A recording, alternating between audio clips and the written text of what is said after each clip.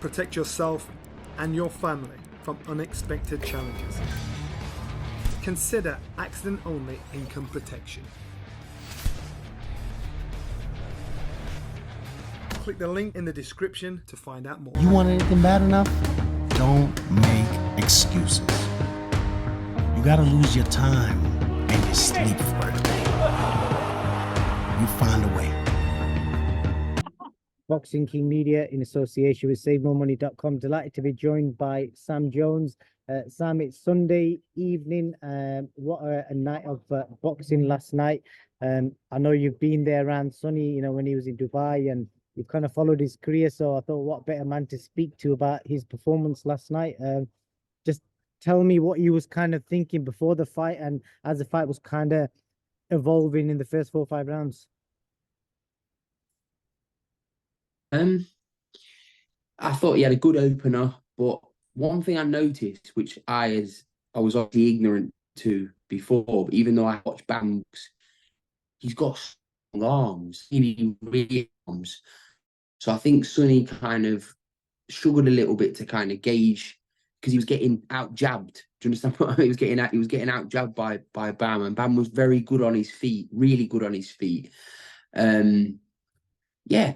It just wasn't it wasn't Sonny's night. He could tell his eye went after the first couple of rounds, which, listen, what can you do there? He got it with a sharp jab, and his eye went, and the fight kind of went. I think Sonny definitely bagged a few rounds, but Bam was just coming on like a train down middle to late, the later rounds, and he was fantastic, wasn't he, Bam? There's no two ways about it. He was fantastic. But look, it was a high level fight. It was a really high level fight. Sonny will come again for sure. And what is the moment in the fight that you think kind of changed? I know you said just there you saw, you know, that shot that damaged his eye, but I think from up until about rounds 4 and 5, it seemed like a back and forward fight. It just something just turned in 5. Yeah, that's what I mean. From about there, but then something just turned. I can't really put my fingers. I've watched the fight once. I'm sure I'll watch it again later on. But I just felt the tide kind of turning, and it's like Peter Mcgrail. I don't want to bring him up like now, but when you're watching that fight, Peter Mcgrail was winning every second. Do you understand what I mean of the fight? So when he got clipped, my stomach sank. Because I'm like, oh God, like, because you didn't expect it. With Sonny, I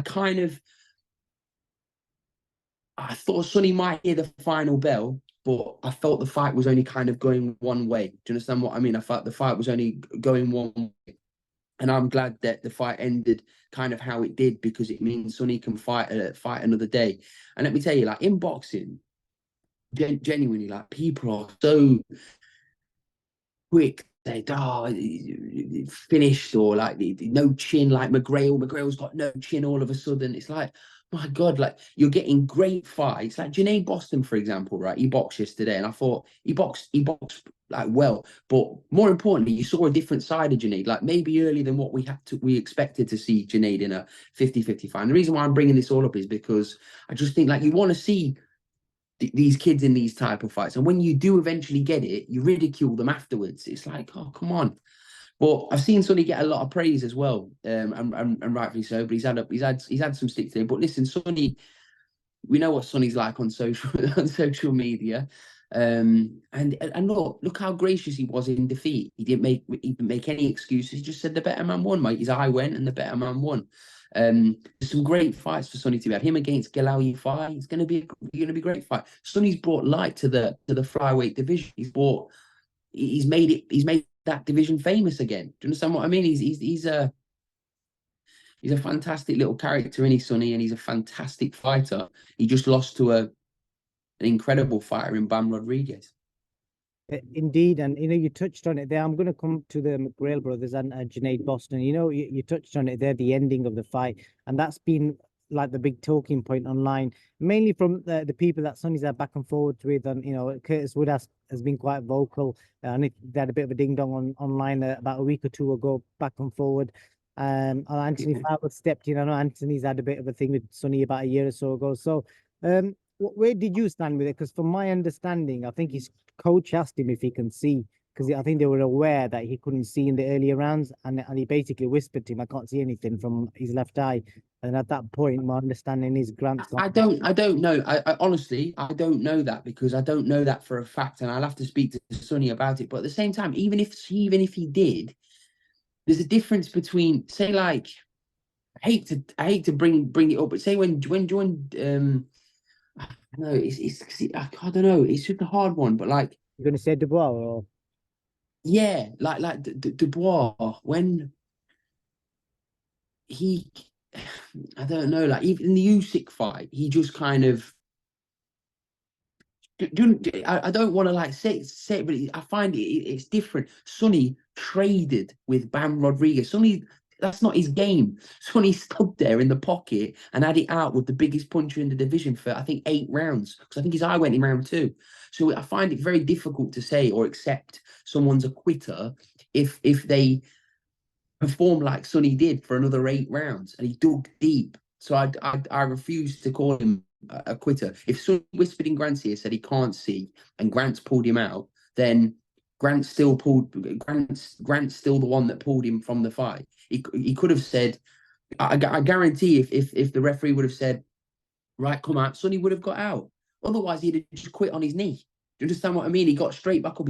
His intentions were to get up and carry on fighting. Do you really think Sonny knew where he was when he got put on the floor? And do you think he knew that there was only a few seconds left of the round? Yeah, he would have carried on boxed. It's the way he is. It's the way he is. I just think fucking hell. Boxing is the only sport in the world, isn't it, where you lose a fight, oh, you're shit. Imagine like Djokovic, who I know to bring tennis up, or your favorite football team, they lose again. Like it's high, it's sport at the highest level. And in boxing, it's not like in football where there's 11 players. If one guy has a shit game, but the others, you can still win. You're on your own in there. You're on your own in there. And Sonny came up short, but that doesn't mean he's still defended his world champion. He's proven he is an elite level fighter. He's defended his belt, I think, 3 or 4 times, but against good fighters, made a mug of them all. He had one bad night. Like let him come back, and I'm sure he'll be straight into the deep end again, because that's what he wants. He wants the Galao fights and the Julio Cesar Martinez fights. I just think he's come up against someone who's very special in Bam Rodriguez. But I think we need to be commending people like Sonny going into these fights, because in boxing, where there is a lot of ducking, there's a lot of swerving. The little guys, they're going straight in for each other. Sonny's like saying, right, give me the best, hardest fight. I don't know, but we'll see. We'll see what happens. But I'm glad the fight kind of. Yeah, I think you raised a really good point there, because if Amir can't quit, like everyone said that he should have done after the Braders Prescott fight, imagine what he would have missed out on, what he'd done after the Braders Prescott fight. Yeah. And then Yeah. it's only an example. I think he said when he got dropped, because if you're in that moment where you're thinking, I don't want any of this shit, you could have just stayed down. And he could have rolled stayed around. down. And do you think he was really looking at? He could have made it look like he was think like Sonny out. was. Yeah, do you really think Sonny was like his head skidded across the canvas? Do you really think he was looking up and going, "Oh, I know there's no seconds left in the fight"? So he'd have just lay on his back and thought, you know what, it's been an hard night. I'll do it. His instinct was to get up and to start fighting. The referee said, "Are you okay?" And Sonny said, "Yes." Indeed. Gonna move on to the Mcgrail brothers. Younger one, unbelievable like body shots. That body work was some of the best body work I've seen. He's a good fight. I've told everyone about Joe Mcgrail for a long time. It was the first time I seen him fight, and I was so impressed. Really. Joe's a little tank. He is. And then unlucky for his brother, like you said there, the harsh reality of boxing, because he's another Olympian who people were probably expecting and wanting to be pushed quickly. And we've seen the kind of danger of when you kind of push someone, but also at the same time, like, what do you make of that? Because it's a similar sort of thing to Junaid Bostan, because he got put in with a guy that was 6-0. I think they were saying that he didn't really beat anyone, but you could tell the guy could fight. Should you having them kind of fights, Sam? Yeah, but for me personally, I think Junaid's it's not just like the match, but Junaid's in a rush. Junaid's in a rush, and I've sent him a voice note earlier on. I said, listen, just take your time. You don't need to be, but you don't need to be showing these things. But one thing's for certain, Junaid has been hard on himself there, but he showed a good chin. He showed a good chin. Showed a pair of bollocks. He showed that he has got other things in his locker to get him to that next level. And that guy that he boxed last night was a right hard bastard. He was a right tough bastard, taking some clean shots, and he was giving it himself. Strange pair of shorts he had on that ripped halfway through. But listen, that's maybe a good fight for Junaid again in a couple of fights' time over 10 rounds or 12 rounds. It's a good because there's a bit of spite there. It's a good little story. But yeah, listen, Junaid did well yesterday. I thought he won. I thought he struggled at times. He had one very hard round, but other than that, I thought he won well. But going back to say Peter Mcgrail, I was sick for him. I was so sick for him because he's such a nice kid. His whole family, a really good family of people. But Peter Mcgrail is a special fighter. I stand on that. He's a special fighter. And look how he was performing. He just got caught with a huge, perfectly timed shot. And fair play to the guy. I forget his name. Excuse me. I forget his name. The American kid that landed the shot. And I'm sure you'll see the rematch there in Liverpool, which will be a great rematch, which in one I fully expect Peter to get redemption on. Yeah, I think you kind of summed it up nicely there with the Junaid and the Mcgrail situation. I think it was round 3 where Junaid soaked up some like serious right hands. I think there was a right hand that he took that was like literally bang on the button where it's normally lights out, and he stood his ground. So, but the point I wanted to ask you, like, is it good for a prospect to be going through that sort of tests in his 9th fight, because he's only 20, I think, or should he have maybe waited like a few more fights? He's only 21. I just think they should probably pull the reins just a little bit on it, because you've seen now he can be flashy. You've seen now he can take a shot. He's passed a lot of tests, in my opinion. So I just think getting back to like winning an English title or around like or even an area title, I don't know, like, and then progress from there, because you can see Junaid's not scared to take a hard fight. But I just pull the reins a little bit. That's just what I would do if I was like looking after him. I'd just like pull the reins a little bit. It's worth mentioning that he was robbed of a knockdown in the last round as well. He finished really strong. So I want to move on, Sam, to your stable. And you kind of regrouped and restarted again as a manager. And you've signed some of the hottest talents. Cameron Wong, I'm going to be biased. I'm going to mention him because like he's out of your stable entirely. He's seriously impressed me, and you can see the fact that you've now just. He's taken a big step up straight away. He's just announced his fight recently. So I just want you to kind of summarize where you are stable, and because when you decided to go solo, sign up for your own fighters, a bold move, but you've kind of, how'd you kind of reflect on the year that you had, and what did you think you'd end up with, and where have you ended up with now? I think I've arguably got, well, one of, if not the best young stable of fighters in the country. I mean, you look at Dan Toward last night. He's a fantastic fighter, 10-time national champion. Hamza Uddin, who I've signed, who's with Matchroom, who's going to be not go at a rapid pace, but he can win titles very soon. Cameron Vong's moving at a very good pace. He's very active, and listen, everyone's raving about Cameron, rightfully so. He's a special kid. Khalil Majid's had a very good year of activity. Muhammad Ali's coming on really well.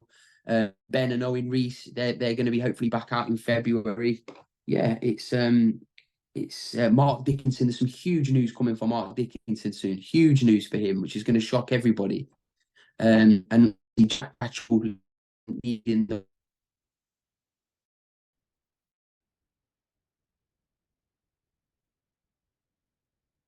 I thought I lost you for a second. One of the things I want to ask you. Let me stop my video. The sound will still come through. That might improve it. See if this improves it. I wanted to ask you, obviously your role as a manager, you're signing up young kids who have got no experience in the pro game. No doubt, like any manager, you promise them the earth and everything in it, but you managed to you got more all of your prospects. Yeah, I deliver my promises. You delivered them, because I remember when you signed Hamza Uddin, And I asked him, so why have you signed with Sam Jones? And he said he's promised me, he's going to get me a TV deal. It's going to be a promoter. And this kid, to be fair, yeah, he won the senior ABAs, but in reality, he wasn't really known. But so obviously I spoke to Eddie Hearn a few days ago in Phoenix, and I asked him, what's the process in you signing a fighter? And he basically said it comes down to trust. And he said he's kind of trusted your word over the years. So just like a reflection on yourself in, how proud of you or yourself to kind of get to this point where a promoter like Eddie Hearn would trust your word on a kid that he's never heard of and sign him up and commit to like paying him a wage for like 3 years. Yeah, I would like to think I've earned that respect. Now I've been in the game nearly 10 years, so like I believe I've earned that. But I'm not proud of myself. You're only as good as who you work with, and I'm very fortunate to work with some of the best talents in some of the best talents in the world, the country. And I get a lot of kids messaging me wanting me to look after their careers, and it's humbling. It really is. But I think they're coming to me for a reason. So that's what I'll say about that. I back myself. I back myself to deliver on everything I say, and I work very hard. There's nobody that works harder than me in boxing. Yeah, I think that's a fair point. You can only be judged on your achievements, and to be fair, you've delivered for your fighters this year. And I think next year will be interesting to see where your stable's at, because a lot of them are kind of getting past that prospect to title level stage, I think, in the next 12 months. So anyone, if I was to say to you, your stable that you've got now, they are all fairly young fighters. Which one of them is going to win a world title first? I'm going to put you in the spot, and you have to give me a name. Jack Catterall. No, I mean the younger ones. Like, that's an easy one, isn't it? The younger ones, Mark Dickinson, because Mark Dickinson's slightly ahead Is that a hint? Is that a hint to what's to come, this announcement?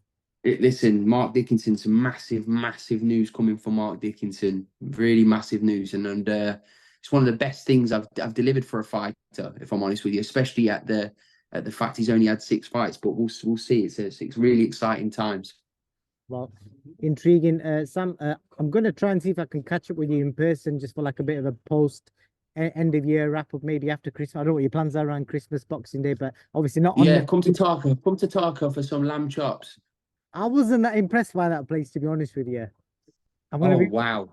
Because you hyped it up big, and obviously I'm kind of comparing it to some of the places I've had around up north, but yeah, but we'll see. We'll see. But I appreciate that, Sam. Are you doing a Christmas thing for your stable? Are you guys having to get together or anything? No, none of that, mate. Well, this Christmas, I'm having there's no time off anyway. I'm all over the place, and I'm going to see one of my fighters tomorrow, and then I'm going to go and watch Hamzuddin. He's back in sparring for the first time in a few months, and there's never a day off. I said it this morning. I've said it on my post, on my caption earlier. There's just, if you're in boxing and you're working at a good level, you've got a bug, and like even doing what you do, there's never a day off. You'll be interviewing someone probably on Christmas Eve. It's worth mentioning I'm currently waiting for my flight to Riyadh, and I'm interviewing. So yeah, you're right. I'm excited to see where Hamza goes. A big flyweight. Last thing I want to finish on, Sam. Jack Catterall. Obviously, the last we heard, an offer got refused by Josh Taylor. And from what Eddie said, he's apparently going to fight Steve Claggett, I think it is. What is next for Jack? Yeah. Well, listen. From what my understanding is, there's still talks going backwards and forwards, but from everyone's understanding, and Top Rank have even insinuated it, is Josh just simply doesn't want to fight Jack Catterall. So we'll see. We'll have. I'm sure Eddie's going to still try and push it and see, because it's a great fight. It's like when you just asked me about this, and I'm sure you'll click it as the headline, or Taylor doesn't want to fight Catterall. But ultimately, Jack gets asked about Taylor every single interview. It's boring all of a sudden, and I'm sure Josh is also bored of it. So it needs settling. But if it doesn't happen next, it's never going to happen, and then we don't want to hear about it ever again. Well, but if the fight doesn't happen, it's down to Josh Taylor. Nobody else. I will say this though, when Top Rank won the fight. Matchroom won the fight. We want the fight. I think even Josh. Well, I know Josh's lawyer wants the fight. So the only person that doesn't want the fight is Josh Taylor.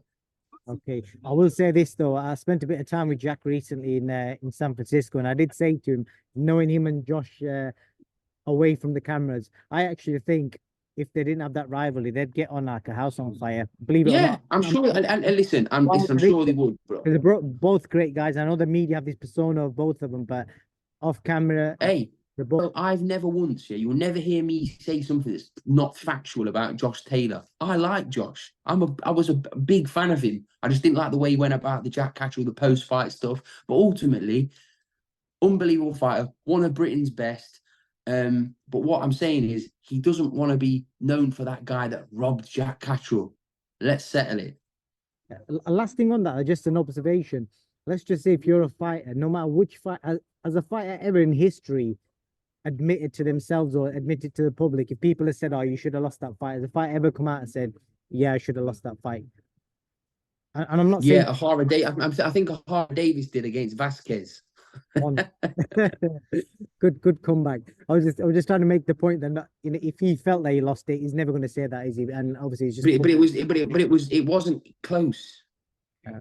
The fight wasn't close, but it is what it is. We are where we are. We're still going to try and get it done. Let's see. But if not, Jack will be involved in a massive fight late Feb, very early March. I'm sure their paths will cross at some stage. And like I said, they're both great guys. And Sam, thank you for your time. And hopefully we'll have a catch up just as next week ends, Day of Reckoning. Anything else you had before I let you go? No, safe flight. Hope you enjoy the event. I'm really looking forward to watching it in the comfort of my own home. And yeah, let the fun start for 2024. Thank you. Have you ever been stranded on the side of a motorway with a broken down car? Like me, is that something that worries you? That's where motor breakdown insurance comes in. If your vehicle breaks down, a trained professional will be sent out to get you back on the road. Or if this is not possible within the specified time frame, to transport you to your home or to the nearest garage. You want anything bad enough? Don't make excuses. You gotta lose your time and your sleep for it.